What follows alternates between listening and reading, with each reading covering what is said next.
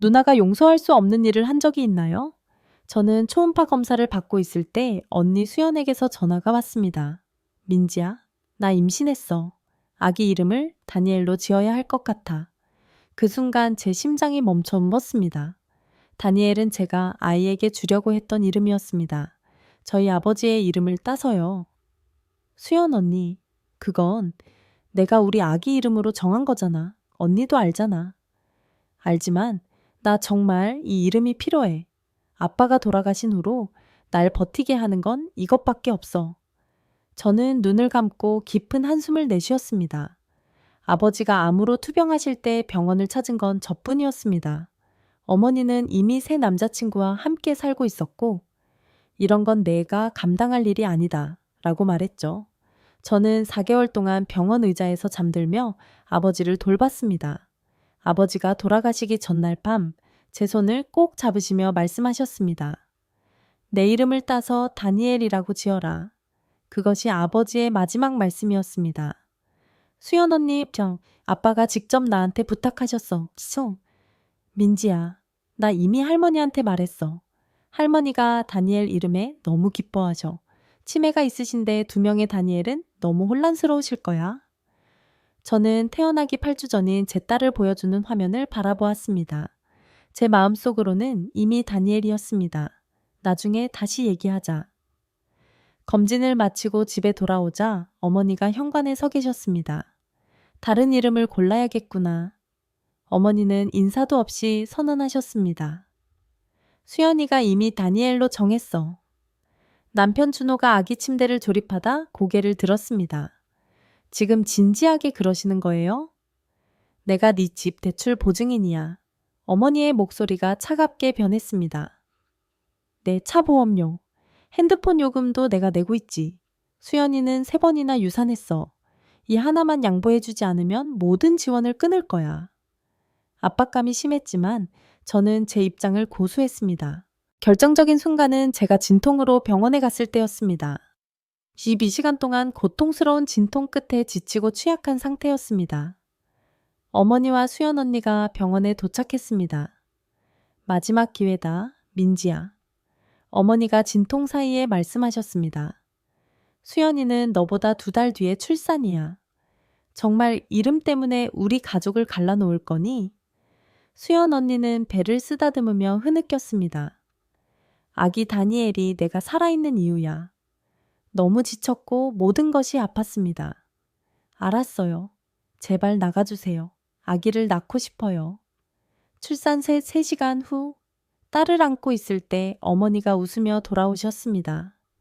좋은 소식이야. 수연이를 감정적으로 지원해 주려고 브래드에게 연락했어. 그가 아빠가 된다는 소식에 너무 기뻐해. 수연 언니의 얼굴에서 핏기가 가셨습니다. 누구라고요? 브래드. 네, 아기 아빠. 수연 언니가 너무 빨리 일어나 물병을 쓰러뜨렸습니다. 저 토할 것 같아요. 아침 입덧이. 하지만 브래드가 이미 문을 통해 들어오고 있었습니다. 그는 제가 아기를 안고 있는 모습을 보고 얼굴이 밝아졌습니다. 와, 축하해, 민지야. 그리고 수연 언니를 향해 돌아섰습니다. 잠깐, 넌 임신했어? 언제부터? 어머니가 긴장하며 웃으셨습니다. 7개월이야. 너희 딸 다니엘이? 브래드는 수연 언니를 한참 쳐다보다가 큰 소리로 웃음을 터뜨렸습니다. 그건 불가능해. 우리 만나기도 전에 3년 전에 정관 수술했어. 첫 데이트에서 내가 아이를 원치 않는다고 말했잖아. 방안이 심장 모니터 소리를 제외하고는 조용해졌습니다. 정관 수술이 실패했을 수도 있어. 수연 언니가 약하게 말했습니다. 브래드가 휴대폰을 꺼냈습니다. 매년 검사받아. 여기 지난달 결과 있어. 정자수 제로?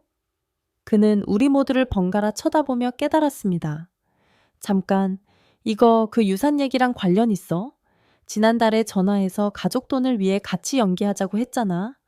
10만 원, 10만 원 줄 테니 가족 행사에 나타나라고? 수연아, 어머니의 목소리는 속삭임에 가까웠습니다. 할머니가 모든 재산을 민지한테 남기려고 했어. 수연 언니가 폭발했습니다. 뭐라도 해야 했어요. 그러니까 임신한 척 해야 했던 거야? 수연 언니가 보낸 초음파 사진들이 생각났습니다.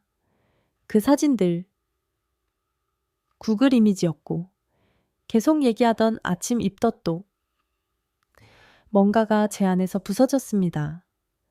수시간의 진통, 수개월의 죄책감, 수년간의 조종. 저는 앞으로 달려가 언니의 배를 붙잡고 가짜 패딩을 찢어내려고 했습니다. 하지만 그때 느꼈습니다. 제 배와 똑같은 진짜 돌출부가 있었습니다. 놀라서 물러섰습니다. 잠깐, 정말 임신한 거야? 수연 언니가 완전히 얼어붙었습니다. 브래드는 이미 문 앞에 있었습니다. 내 아이는 아니니까 누구 아이지? 그때 제 남편 준호의 얼굴이 하얗게 변했습니다. 브래드의 눈이 준호에게 고정되었고 그는 한 걸음 더 다가섰습니다. 누구 아이냐고 물었어. 준호의 입이 물고기처럼 열렸다 닫혔지만 말이 나오지 않았습니다. 그의 손이 병원 의자 팔걸이를 너무 세게 붙잡아 마디가 하얗게 변했습니다. 침묵이 길게 이어졌고 모두가 그를 쳐다보았습니다.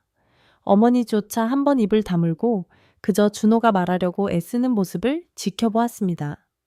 땀이 이마에 맺혀 관자놀이를 타고 흘러내렸습니다. 브래드가 팔짱을 끼고 기다렸고 눈길을 떼지 않았습니다. 그때 간호사가 문을 밀고 들어와 우리 모두를 둘러보았습니다. 여기 괜찮으세요? 간호사실에서 큰 목소리가 들려서요. 저는 다니엘을 다른 팔로 옮기고 어머니와 수연 언니를 가리켰습니다. 방문자 목록을 지금 바로 업데이트해 주세요. 이제부터 의료진만 출입 가능합니다. 간호사가 고개를 끄덕이고 태블릿을 꺼내 메모를 했습니다. 어머니의 얼굴이 붉어지며 할머니로서의 권리를 주장하며 소리치기 시작했습니다.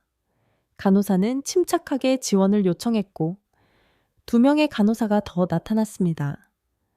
그들은 어머니와 수연 언니를 둘러싸고 문 쪽으로 밀어냈습니다.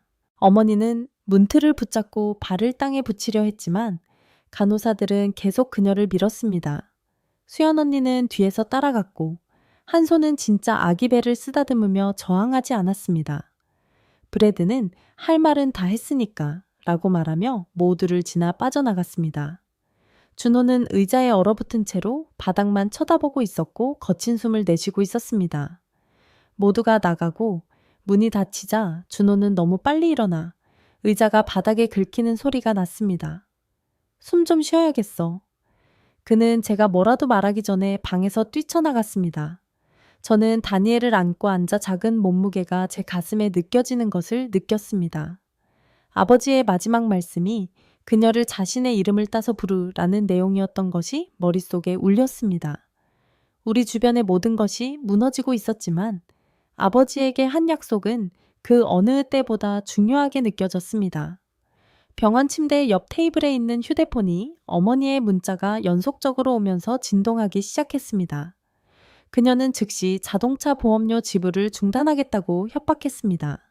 그 다음에는 전화비에 대한 위협, 그리고 은행에 대출에 대해 전화하겠다는 위협이 이어졌습니다. 저는 휴대폰을 무음으로 바꾸고 다니엘이 젖을 물도록 하는데 집중했습니다. 그녀의 작은 손가락이 제 손가락을 감싸주었습니다. 남편이 제 언니를 임신시켰을지도 모른다는 사실을 알게 된 것에 비하면 재정적인 위협은 너무나 작게 느껴졌습니다. 시간이 흘러 병원 창문 밖으로 해가 졌습니다. 그날 밤 10시쯤 수연 언니로부터 문자가 왔습니다. 그녀는 가짜 임신 계획에 대해 사과하는 단락을 계속 보냈지만 정작 중요한 한 가지 질문에는 대답하지 않았습니다. 저는 진짜 아이가 준호의 것인지 물어봤습니다. 그녀는 물음표와 울음 이모티콘을 보냈지만 실제 답은 하지 않았습니다. 그녀가 질문을 회피한 것이 모든 것을 말해주었습니다. 가슴이 조여왔고 다니엘을 동요시키지 않기 위해 안정적으로 숨쉬는 데 집중해야 했습니다. 병실벽에 있는 시계가 자정을 넘어갔을 때 문이 열리는 소리가 들렸습니다. 준호가 방에 들어와 저를 쳐다보지도 않고 제 침대 옆 의자에 앉았습니다. 그의 옷은 구겨져 있었고 주차장 냄새가 났습니다. 그가 몸을 가라앉히기를 기다린 후 저는 수연 언니에 대해 직접적으로 물어봤습니다. 그는 몇 달 동안 개인적으로 문자를 주고받았다고 인정했지만 둘 사이의 육체적인 관계는 없었다고 맹세했습니다. 그는 수연 언니가 아버지의 죽음에 대해 슬퍼하고 있었고, 제가 항상 병원에 있을 때 대화할 누군가가 필요했다고 말했습니다. 그가 제시한 모든 변명은 더 많은 의문만 불러일으켰습니다. 그의 시간표는 맞지 않았고, 이야기의 작은 세부 사항들을 계속 바꿨습니다. 저는 그에게서 돌아서서 머릿속으로 모든 것을 정리하는 동안 잠자는 척했습니다. 아침이 왔고 환자 보호사가 서류 뭉치를 들고 제 방문을 두드렸습니다. 저는 공식 방문 제안 서류를 작성하고 준호의 이름만 허용 목록에 적었습니다. 제 손이 서명할 때 약간 떨렸습니다. 보호사가 알아차리고 법적 자원과 출산 후 지원그룹에 대한 팸플릿을 건넸습니다. 그녀는 이런 상황이 사람들이 생각하는 것보다 더 자주 발생한다고 말했습니다. 1시간 후 출생증명서 담당자가 용품을 실은 카트를 가지고 도착했습니다. 그녀는 제 테이블에 양식을 펼쳐놓고 서명할 곳을 보여주었습니다. 아기의 이름을 물었을 때 저는 주저없이 다니엘이라고 적었습니다. 이 모든 혼란 속에서 이것은 제가 절대적으로 확신하는 한 가지였습니다. 준호는 떨리는 손으로 자신의 부분을 서명했고 펜이 글을 쓸 때 떨렸습니다. 우리는 둘 다 다른 모든 것이 무너질 수 있지만 적어도 제 딸은 아버지가 원했던 이름을 가질 것임을 알았습니다. 복도 아래에서 저는 간호사 스테이션에서 점점 커지는 어머니의 목소리를 들을 수 있었습니다. 그녀는 손녀를 볼 권리가 있다며 병원을 고소하겠다고 위협했습니다. 소리 지르는 소리가 몇 분 동안 계속되다가 보안 요원이 도착했습니다. 그들의 무정의가 지직거리는 소리와 어머니의 목소리가 그들이 엘리베이터로 걸어갈 때 점점 멀어지는 것이 들렸습니다. 그녀는 엘리베이터 문이 마침내 그녀의 목소리를 차단할 때까지 복도를 따라 차별과 노인 학대에 대해 소리쳤습니다. 약 20분 후에 환자 보호사가 서류 폴더를 들고 제 문을 두드렸습니다. 그녀는 준호가 사용하던 의자에 앉아 테이블에 모든 것을 펼쳐놓았습니다. 그녀는 어머니의 대출과 청구서에 대한 위협이 경제적 학대라고 불리는 것으로 간주될 수 있다고 설명하며 다른 양식을 가리켰습니다. 그녀는 저에게 독성 가족 구성원과의 경계 설정에 관한 팸플릿을 남기고 법률 지원을 위한 전화번호를 적어주었습니다. 준호가 재정적 통제에 관한 논문 중 하나를 집어들었고 그것을 읽으면서 그의 턱이 긴장되는 것을 보았습니다. 그녀가 떠난 후 저는 준호에게 진실을 한 번에 알기 위해 수연 언니, 아기의 친자 확인 검사를 받아야 한다고 말했습니다. 그는 아무 말도 없이 바로 동의했는데 이것이 그가 무죄인지 아니면 그저 허세인지 궁금했습니다. 우리는 다니엘이 제 팔에서 자는 동안 그의 휴대폰으로 유전자 검사를 하는 실험실을 찾는데 1시간을 보냈습니다. 우리가 전화한 첫 번째 장소는 검사 비용이 200만 원이고 수연 언니가 그녀의 아기를 검사하는 것이므로 동의서에 서명해야 한다고 말했습니다. 전화상의 여자는 모든 샘플을 받은 후 결과가 나오는데 2주가 걸릴 것이라고 설명했습니다. 그 돈을 생각하니 가슴이 조여왔지만 진실을 알아야 했습니다. 저는 병원 메모지를 집어들고 어머니가 우리를 위해 지불하는 모든 청구서와 우리가 스스로 감당할 수 있는 것을 비교하여 적기 시작했습니다. 자동차 보험은 월 30만 원이었고 전화요금은 15만 원이니 추가로 들었습니다. 대출이 진짜 문제였는데 어머니가 공동 서명인이었기 때문에 그녀는 없이 재융자를 받아야 했고 그것은 우리의 소득만으로 자격을 갖추어야 한다는 의미였습니다. 준호는 그의 부모님이 도울 수 있을 것이라고 제안했지만 저는 이 문제에 더 많은 가족을 끌어들일 준비가 되어 있지 않았습니다. 이틀 후 마침내 퇴원일이 되어 간호사가 다니엘을 카시트에 앉혀 준호의 차까지 저를 휠체어로 데려갔습니다. 집으로 가는 길에 저는 준호에게 모든 것을 해결할 때까지 소파에서 자야 한다고 말했습니다. 그는 고개를 끄덕였고 반박하거나 저를 설득하려고 하지 않았습니다. 집에 도착하자 그는 조용히 우리 침실에서 베개를 가져가 제가 다니엘과 함께 침대에 안착하는 동안 그것을 아래층으로 가져갔습니다. 집에 온 첫밤 저는 우리가 함께 몇 달 동안 꾸미던 아기 방을 둘러보는 것을 멈출 수 없었습니다.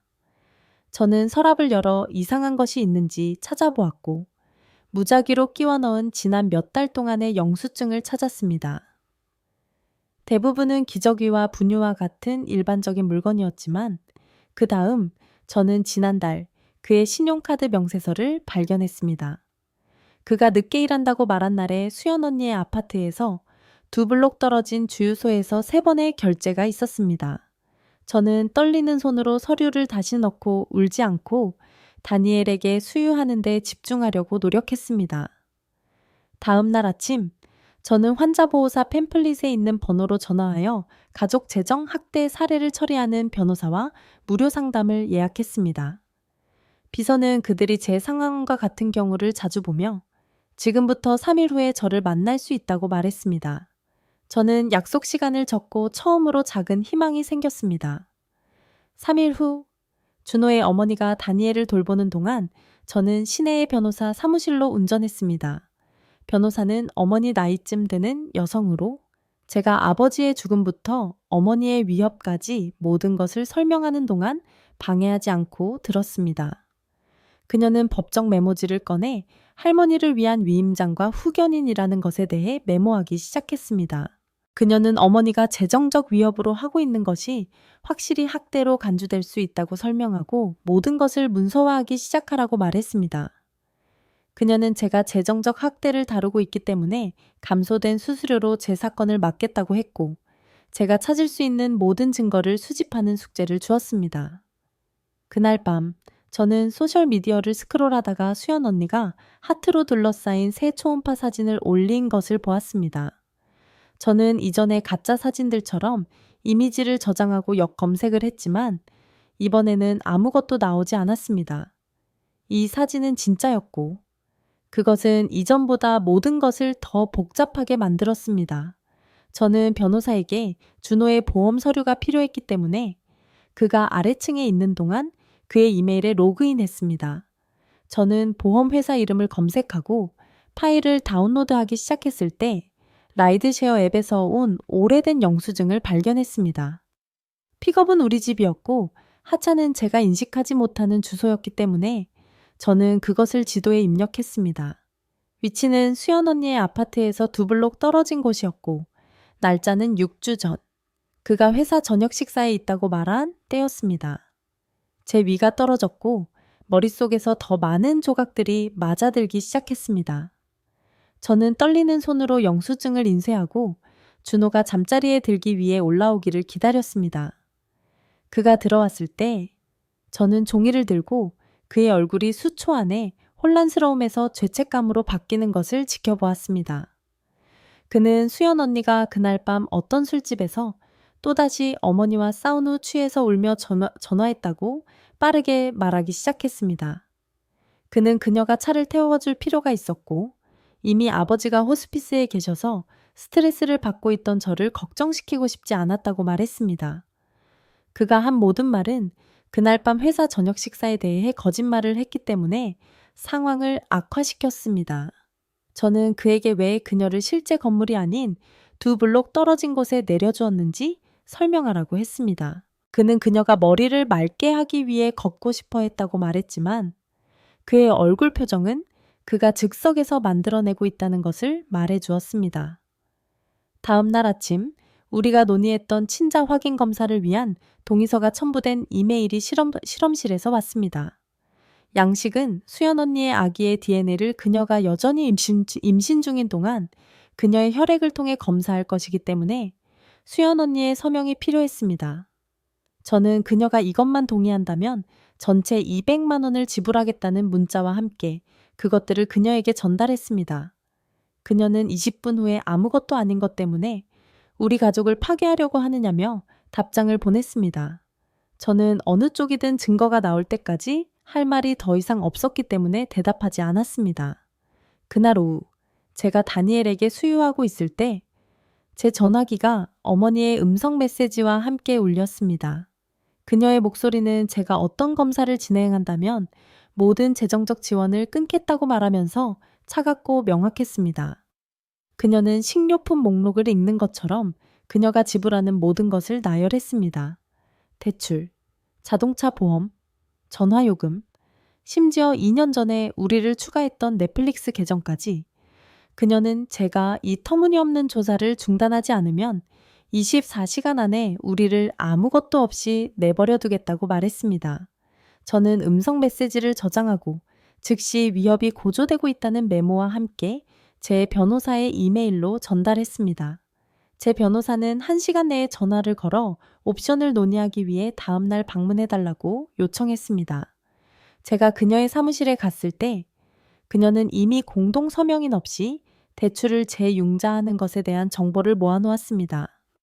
그녀는 우리가 1천만 원을 더 낼 수 있다면 준호의 소득만으로도 자격이 될 수 있는 방법을 보여주었습니다. 그녀는 또한 어머니가 지불하는 것보다 비용이 적게 드는 다른 자동차 보험 회사와 전화요금제에 대한 서류 더미를 가지고 있었습니다. 그녀는 특히 학대적인 가족 상황을 떠나는 사람들을 위해 일하는 3명의 재정 상담가에 대한 연락처를 주었습니다. 앞으로 나아갈 길이 있었지만 그 모든 숫자를 보니 머리가 어지러웠습니다. 2주 후 다니엘의 첫 소아과 의사 예약에서 저는 응급 연락처로 저만 기재한 모든 서류를 작성했습니다. 간호사가 다른 가족 구성원에 대해 물었고 저는 설명 없이 고개를 흔들었습니다. 검사 중에 의사는 제가 긴장해 보인다는 것을 알아차리고 모성으로의 적응을 잘하고 있는지 물었습니다. 그녀는 저에게 산후 우울증 검사 양식을 건네주었고 저는 밤에 저를 깨우는 불안에 대해 정직하게 대답했습니다. 제 점수는 그녀가 약을 처방하고 싶을 만큼 높았지만 저는 모유 수유를 하고 있었기 때문에 거절했습니다. 그녀는 대신에 지원 그룹과 호흡 운동에 대한 팸플릿을 주었습니다. 며칠 후 수연 언니가 어머니가 일하는 동안 만날 수 있는지 물어보는 문자를 보냈습니다. 저는 시내에 커피숍을 제안했고 그녀는 다음날 아침에 오기로 동의했습니다. 제가 도착했을 때 그녀는 이미 구석 부스에 앉아 있었고 제가 그녀를 본 적이 없는 것처럼 작아 보였습니다. 그녀는 제가 모든 것을 지불하고 결과가 나올 때까지 어머니에게 말하지 않겠다고 약속한다면 검사를 하겠다고 말했습니다. 그녀가 문과 전화를 계속 확인하는 방식은 그녀가 이미 그 결과가 무엇을 말할지 알고 있다는 것을 말해 주었습니다. 그녀는 손이 너무 떨려서 펜을 제대로 잡을 수 없을 정도로 바로 거기서 동의서에 서명했습니다. 다음 주 우리는 모두 실제 검사를 위해 실험실에서 만났습니다. 준호가 먼저 가서 제가 대기실에서 다니엘을 안고 있는 동안 기술자가 그의 뺨 안쪽을 면봉으로 닦게 했습니다. 그런 다음 수연 언니가 아기의 DNA를 검사하기 위해 그녀의 혈액이 필요했기 때문에 혈액 채취를 위해 뒤로 갔습니다. 기술자는 그들이 모든 것을 특별한 테이프와 서명으로 밀봉하는 방법인 보관 절차의 연속성에 대해 설명했습니다. 수연 언니는 우리가 거기 있는 동안 내내 전화 준호를 쳐다보지 않았습니다. 검사 2일 후 어머니가 신호원 도용과 사기를 주장하며 실험실에 전화했기 때문에 실험실에서 저에게 전화를 걸었습니다. 그녀는 어떻게든 검사에 대해 알아냈고 우리가 수연 언니의 신원을 도용했다고 말함으로써 그것을 막으려 하고 있었습니다.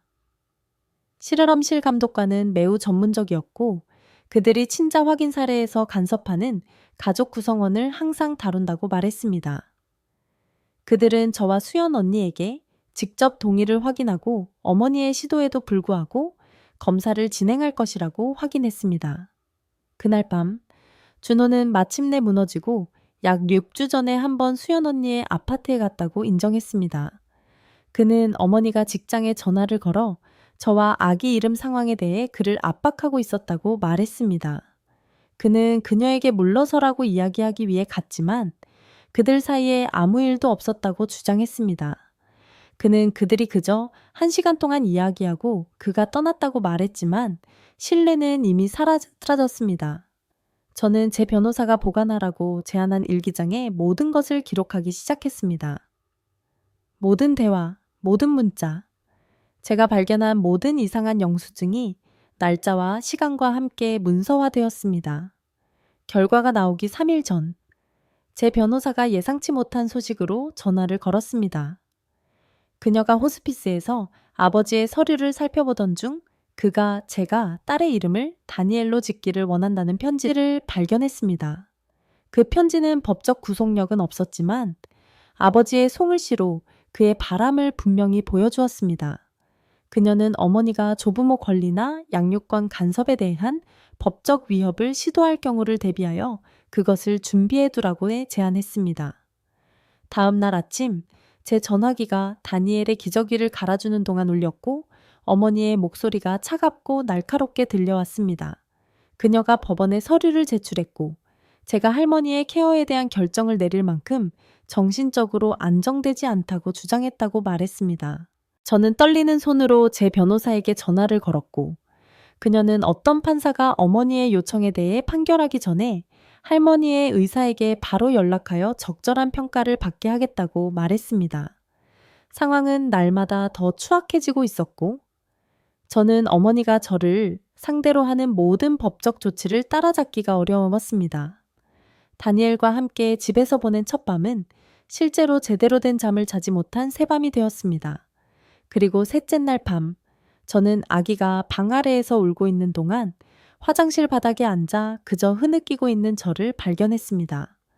저는 전화기를 집어들고 병원에서 준 산후지원 핫라인 번호로 전화를 걸었고 압도감을 느끼는 것은 정상이며 제가 어머니로서 실패하고 있는 것이 아니라고 상기시켜준 여성과 이야기했습니다. 그녀는 저와 함께 호흡 운동을 하고 설거지를 싱크대에 두고 있더라도 아기가 자는 동안 자는 것과 같은 실질적인 팁을 주었습니다. 다음 날 오후 제가 마침내 낮잠을 자고 있을 때 브래드가 제 위를 뒤집어 놓은 첨부된 스크린샷과 함께 문자를 보냈습니다. 이미지는 그와 수연 언니 사이의 몇 달간의 문자 메시지를 보여주었는데 그녀가 전체 가짜 임신 계획을 짜고 있었고 그에게 돈을 위해 함께 연기해달라고 부탁하는 내용이었습니다. 제 변호사는 스크린샷을 받은 지 1시간 안에 전화를 걸어 이 사기 증거가 특히 어머니의 위임장 제출과 관련하여 우리 사건을 크게 도울 것이라고 말했습니다. 이틀 후 제가 다니엘에게 수유하고 있을 때 실험실에서 전화가 왔고 전화상의 여성은 예비 결과가 준호가 96청 동라트 확실성으로 아버지가 아님을 보여준다고 말했습니다. 너무 큰 안도감이 밀려와서 울기 시작했습니다. 하지만 그 다음에는 그가 수연 언니와 바람을 피우지 않았다고 해서 우리의 결혼 문제가 사라지지 않을 것이라는 것을 깨달았습니다. 신뢰는 DNA 검사를 실행하는 데 걸리는 시간보다 훨씬 더 오래 다시 구축하는데 시간이 걸리고 우리 사이에는 여전히 많은 것이 깨져 있었습니다. 저는 검사 결과에 대해 안도감을 느꼈지만 신생아를 돌보려고 노력하는 동안 제 가족 전체가 주변에서 무너지는 것을 보면서 믿을 수 없이 슬펐습니다. 다니엘은 이 모든 혼란과 싸움보다 훨씬 더 나은 것을 받을 자격이 있었습니다. 그래서 저는 전화기를 집어들고 다음 주를 위한 가족 치료사 약속을 잡았습니다. 준호는 그날 저녁 제가 들어오기도 전에 이미 눈물이 뺨을 타고 흐르는 채로 문 앞에 나타났습니다. 그는 우리 거실에서 완전히 무너져 내렸고 아버지가 아프실 때 그리고 제가 병원에서 자면서 그 모든 달을 보냈을 때 얼마나 밀려났다고 느꼈는지 말했습니다.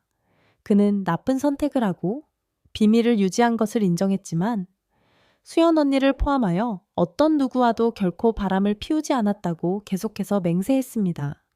저는 아직 그것에 대한 준비가 되지 않았기 때문에 용서를 제공하지 않고 그가 흐느끼는 것을 듣고 있었습니다. 3일 후 우리의 첫 부부 치료 세션은 치료사가 우리가 결혼을 구하기 위한 기회를 원한다면 앞으로 완전한 정직과 투명성에 대한 기본 규칙을 세우는 것으로 시작했습니다.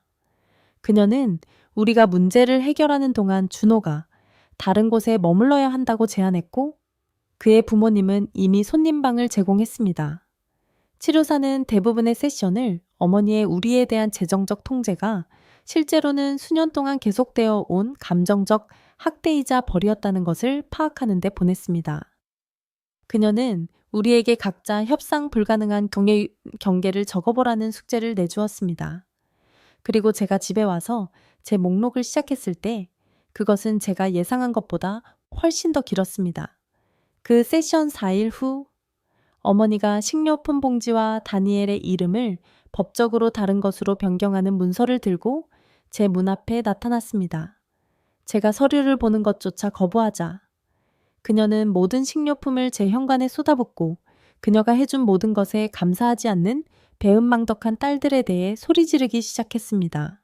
이웃들이 창문을 통해 지켜보고 있었고 한 명은 심지어 제가 도움이 필요한지 물으러 나왔습니다. 하지만 어머니는 이미 자동차에 타고 제 주차장에서 급출발하고 있었습니다. 그 다음날 아침 저는 할머니의 요양시설로부터 전화를 받았습니다. 그녀가 교대 중에 빠져나가 3마일 떨어진 버스 정류장에서 혼란스러운 상태로 발견되었다고 합니다. 이것은 어머니가 통제권을 갖는 대신 그녀의 케어와 자산에 대한 적절한 감독이 필요하다는 것을 분명히 했습니다. 제 변호사는 할머니의 안전이 위험에 처해 있다고 말하면서 그날 응급 후견인 심리를 신청했고 법원은 그것을 다음 주로 예정했습니다. 제 변호사는 다음 3일 동안 어머니의 재정적 위협과 조작 패턴을 보여주는 은행 명세서와 문자 메시지를 모으는 것을 도왔습니다. 그녀는 저에게 어머니가 제 결정을 통제하기 위해 돈을 사용한 모든 사건을 적어보라고 했습니다. 그리고 그 목록은 실이 2페이지를 채웠습니다. 변호사는 모든 것을 복사하고 다른 유형의 증거에 대한 탭이 있는 바인더로 정리했습니다. 그녀는 판사가 고립된 사건이 아닌 명확한 패턴을 보고 싶어 할 것이라고 말했습니다. 제가 셋째 날 변호사 사무실에 있는 동안 수연 언니가 그녀의 아파트 근처 커피숍에서 개인적으로 만날 수 있는지 물어보는 문자를 보냈습니다. 제가 도착했을 때 그녀는 끔찍하게 보였습니다. 눈알에 다크서클이 있고 차를 들고 있는 손이 떨렸습니다. 그녀는 테이블 너머로 몸을 기울이고 속삭였습니다. 아기의 아버지는 그녀의 사무실에서 온 사람이라고 마크라는 이름의 남자인데 그는 아내와 두 아이가 있다고 말했습니다. 그녀는 특히 어머니에게 말하지 말아달라고 간청했습니다. 왜냐하면 그것이 모든 것을 망칠 것이기 때문입니다. 저는 그녀에게 비밀을 유지하는 것이 바로 우리 가족이 이 혼란에 빠지게 된 원인이라고 말했습니다. 그녀는 바로 그 커피숍에서 울기 시작하며 어머니가 진실을 알게 되면 그녀를 파괴할 것이라고 말했습니다. 저는 그녀에게 어머니의 반응은 더 이상 제 문제가 아니며 그녀를 위해 거짓말하지 않을 것이지만 그렇다고 그녀의 사업을 널리 퍼뜨리지도 않을 것이라고 상기시켰습니다. 대화는 다른 고객들이 우리를 쳐다보는 동안 그녀가 냅킨에 흐느끼며 끝났습니다. 그날 저녁 준호가 더 많은 옷을 꾸리기 위해 들렀고 그의 부모님이 그를 위해 손님방을 정리했다고 말했습니다. 우리는 그가 아기를 돕기 위해 일주일에 3번 오는 일정을 세웠습니다. 화요일과 목요일 저녁, 그리고 토요일 아침이었습니다. 그는 제가 문간에서 아기를 안고 지켜보는 동안 상자들을 그의 트럭에 실었습니다.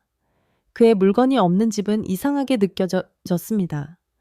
그의 게임 설치가 있던 자리와 책장에 빈 공간이 보였습니다. 이틀 후 실험실에서 최종 공식 보고서와 함께 전화가 왔고 전화상의 여성은 준호가 완전한 확실성으로 아버지가 아니라는 결과를 읽었습니다. 그녀는 우리가 샘플을 제공한다면 다른 잠재적인 아버지를 검사할 수 있다고 언급했지만 저는 더 이상 그것이 누구인지 신경 쓰지 않기 때문에 그것이 필요하지 않을 것이라고 말했습니다. 진실이 우리를 하나의 거짓말에서 자유롭게 했지만 저는 그것이 너무 많은 다른 거짓말을 드러냈기 때문에 그것에 대해 생각하는 것만으로도 지쳤습니다. 일주일 안에 수연 언니의 직장에서 그녀의 임신에 대한 소문이 어떻게든 퍼졌고 그녀는 사람들이 계속해서 아버지에 대해 물어보고 코멘트를 한다며 울며 전화를 걸었습니다. 그녀는 동료들이 그녀의 뒤에서 속삭이고 있고 누군가가 그녀를 산정 검진에서 혼자 본 적이 있어 소문이 시작되었다고 말했습니다.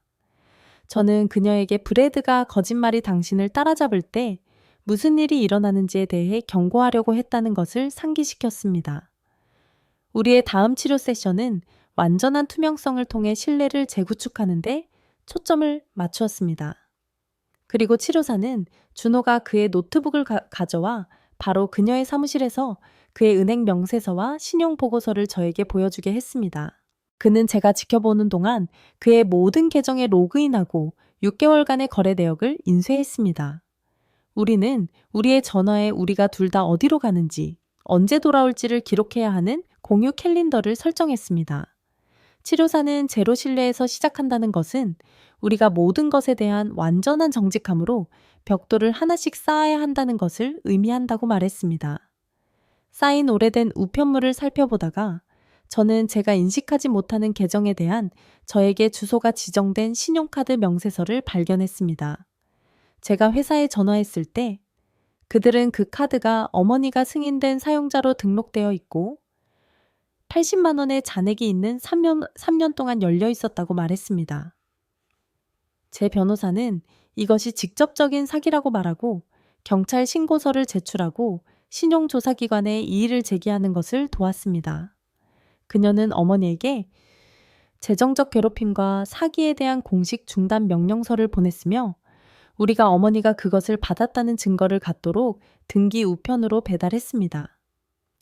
변호사는 또한 제 신용을 동결하고 어머니를 그녀가 접근할 수 있는 모든 계정에서 제거하는 것을 도왔습니다. 각 단계는 어머니가 수년 동안 저를 통제하기 위해 사용했던 또 다른 줄을 끊는 것처럼 느껴졌습니다. 어머니는 분명히 편지를 받았음이 틀림없습니다. 왜냐하면 이틀 후 그녀는 저를 위해 그녀가 한 모든 것 외에 저를 잔인하고 배은망덕하다고 부르면서 우리가 가진 거의 모든 친척에게 그룹 문자를 보냈습니다.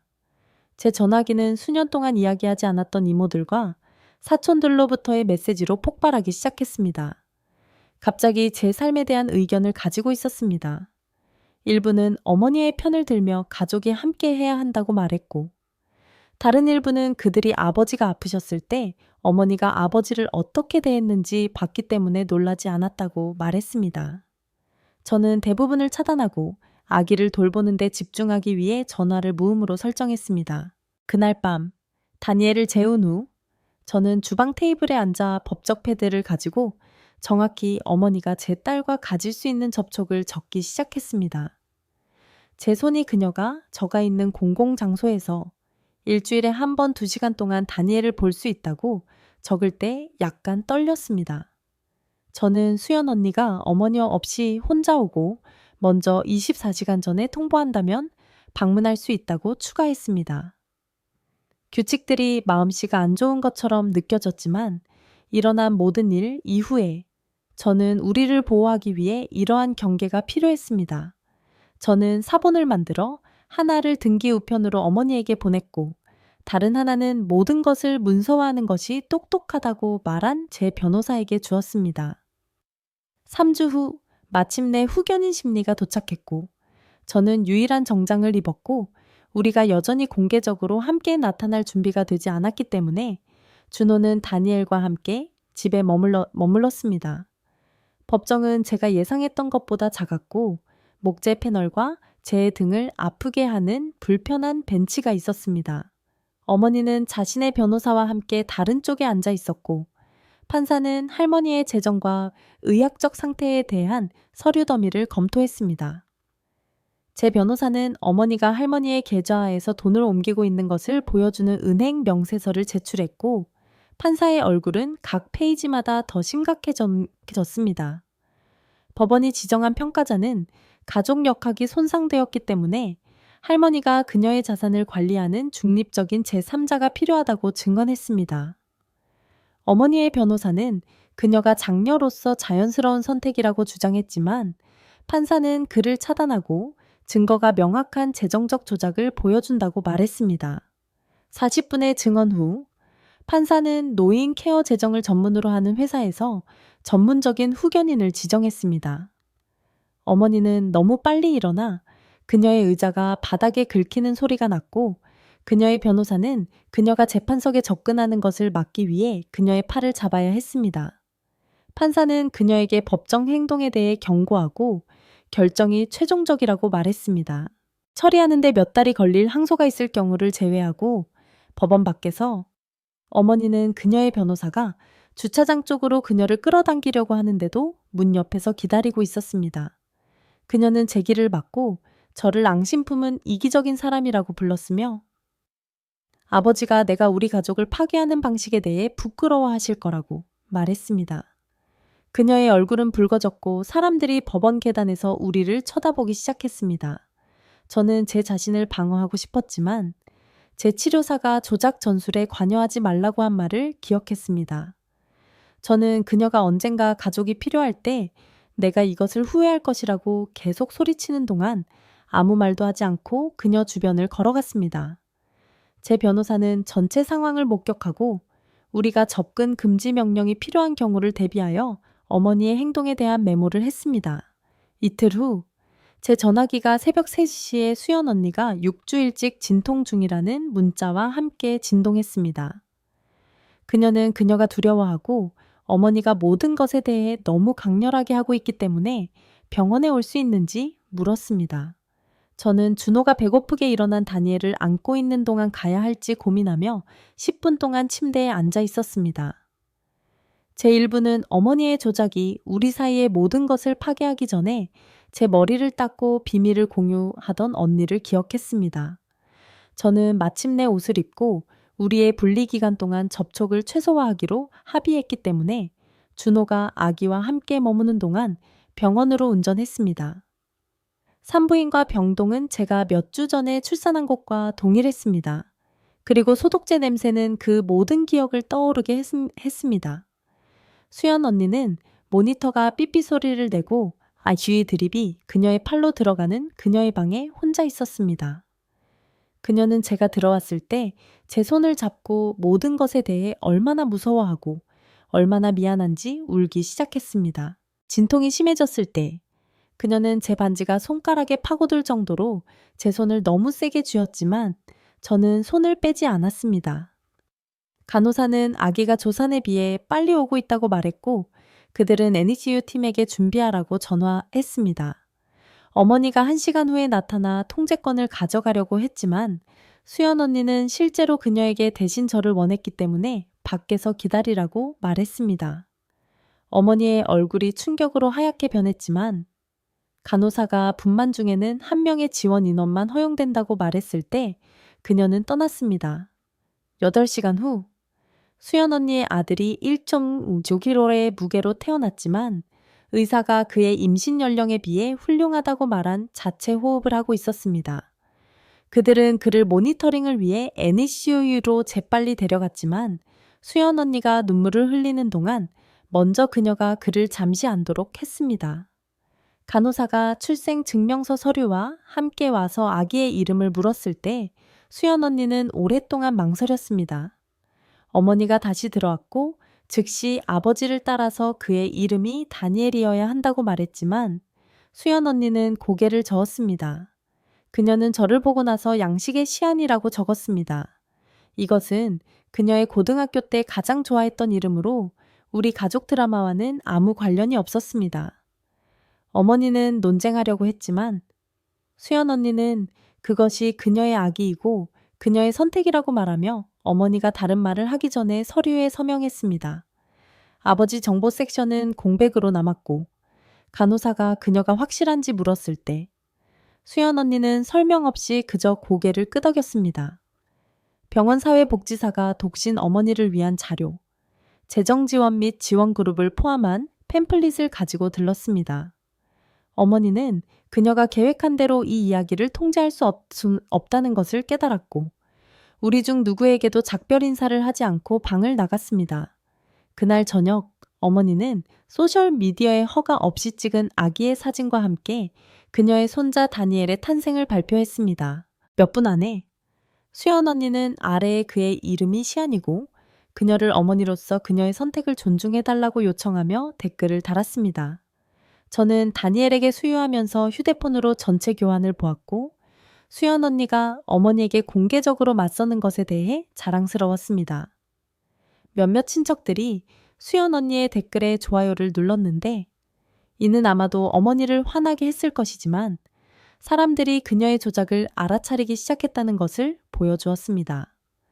다음 날 저녁, 준호가 다니엘과의 예정된 시간에 왔고 우리는 그녀가 먹는 동안 소파에 함께 앉게 되었습니다.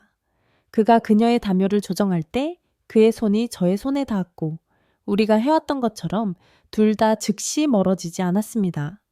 우리 사이에 여전히 아픔이 있었지만 우리가 함께 8년 동안 쌓아온 연결도 있었습니다.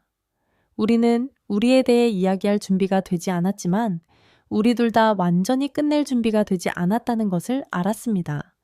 다음 치료 세션 동안 상담사는 화이트보드를 꺼내 우리가 따를 자세한 90일 계획을 만들었습니다. 그녀는 준호가 다니엘에 대한 명확한 방문 일정과 함께 그의 부모님과 계속 살고 저는 집에 머무르도록 적었습니다. 우리는 이 기간 동안 어머니와 접촉을 하지 않을 것이고 신뢰 재구축을 위해 매주 상담에 참석할 것입니다. 그녀는 우리가 3개월 동안 성공적으로 구조를 따를 수 있다면 우리는 새로운 경계와 함께 다시 함께 살 수 있는지 재평가할 수 있다고 말했습니다. 계획이 압도적으로 느껴졌지만 명확한 규칙과 기대가 있으면 우리는 단순히 불확실성 속에서 떠다니는 대신 구체적인 것을 향해 노력할 수 있었습니다. 제가 한 첫 번째 일은 제 자신의 보험회사에 전화하여 어머니의 이름 없이 자동차 보험을 설정하는 것이었습니다. 전화상의 에이전트는 저와 함께 다른 플랜을 살펴봤고 저는 여전히 좋은 커버리지를 제공하면서 가장 저렴한 것을 선택했습니다. 다음으로 저는 핸드폰 매장에 가서 제 자신의 요금제를 얻었고 제 번호를 어머니의 가족 계정에서 이전하는 것은 2시간의 서류 작업이 필요했습니다. 변호사는 제가 어머니가 한 번도 말하지 않았던 아버지의 생명보험에 대한 양식을 채우는 것을 도왔습니다. 그녀는 처리하는데 몇 주가 걸릴 것이지만 아버지가 돈을 받을 수 있는 유일한 사람으로 저를 남겨두었다고 말했습니다. 3주 후 1,500만 원의 수표가 제 우편함에 도착했습니다. 저는 바로 은행으로 운전하여 어머니가 건드릴 수 없는 제 자신의 계좌를 열었습니다. 은행원은 저가 온라인 뱅킹을 설정하는 것을 도왔고 저는 수표를 입금하며 화면에 숫자가 나타나는 것을 지켜보았습니다. 제 자신의 돈을 갖는 것은 어머니가 제게 사준 어떤 고급스러운 물건보다 더 좋게 느껴졌습니다. 그 즈음쯤 수연 언니는 제게 그녀의 아들 시안이 침대에서 자고 있는 진짜 사진을 문자로 보냈습니다. 그녀는 어머니와의 문제에 대해 일주일에 2번 치료사를 보기 시작했다고 적었습니다. 사진은 편집되거나 가짜가 아니었고 그저 게임이 첨부되지 않은 아기의 일반적인 사진이었습니다. 그녀는 그녀가 스스로를 더 잘 이해하게 되면 우리 사이에 더 나은 것을 만들 수 있을 것이라고 말했습니다. 저는 사진을 저장했지만 더 만회에는 시간이 필요했기 때문에 바로 대답하지 않았습니다.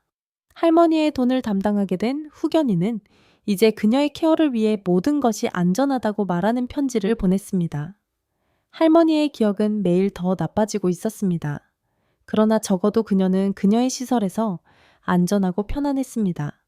상속에 대한 모든 싸움은 이제 중요하지 않았습니다. 왜냐하면 그 돈은 그저 그녀의 의료 요구를 위해 지불될 것이기 때문입니다. 어느 조용한 오후, 다니엘이 낮잠을 자는 동안 저는 그녀의 이름에 대한 아버지의 편지와 병원에서 온 그의 물건들을 발견했습니다. 저는 그녀를 안고 그의 송을씨로 그가 제가 그녀의 이름을 글을 따라 짓기를 원한다는 분명한 글을 큰 소리로 읽었습니다.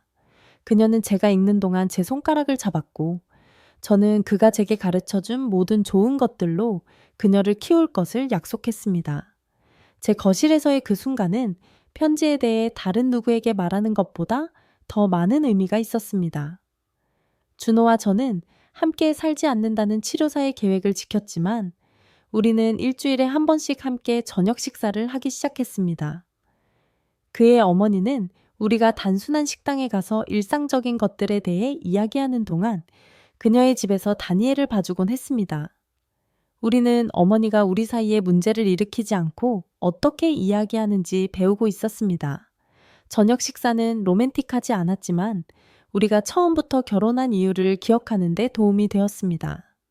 2개월 동안 연락이 없은 후 어머니는 제게 그녀가 한 일 중 일부에 대해 사과한다는 문자를 보냈습니다. 그녀는 제가 그녀를 다시 보고 싶다면 그녀가 따를 경계들을 나열했습니다. 예를 들어 제 돈을 통제하려고 하거나 다니엘을 어떻게 키울지 말하려고 하지 않는 것 등이었습니다. 저는 공공장소에서 한 달에 한 번 커피를 위해 만나는 것과 같은 제 규칙 목록으로 대답했습니다. 그녀는 동의했고, 우리는 다음 주 시내 커피숍에서 첫 만남을 정했습니다. 어느 날 밤, 다니엘의 새벽 3시 수유 동안 저는 제 조용한 집을 둘러보고 우리가 실제로 잘 해내고 있다는 것을 깨달았습니다. 청구서는 제 자신의 돈으로 집을 대고 있었습니다. 다니엘은 건강하고 성장하고 있었습니다. 준호와 저는 천천히 일을 고치고 있었고, 어머니는 더 이상 모든 것을 통제하지 않았습니다. 우리는 완벽하지 않았고, 아마 결코 그럴 수 없을 것입니다. 하지만 우리는 안정적이었고 매일 더 나아지고 있었습니다. 다니엘은 먹는 것을 마치고 제 가슴에 기대어 다시 잠들었고, 그녀의 작은 숨결은 안정적이고 평화로웠습니다.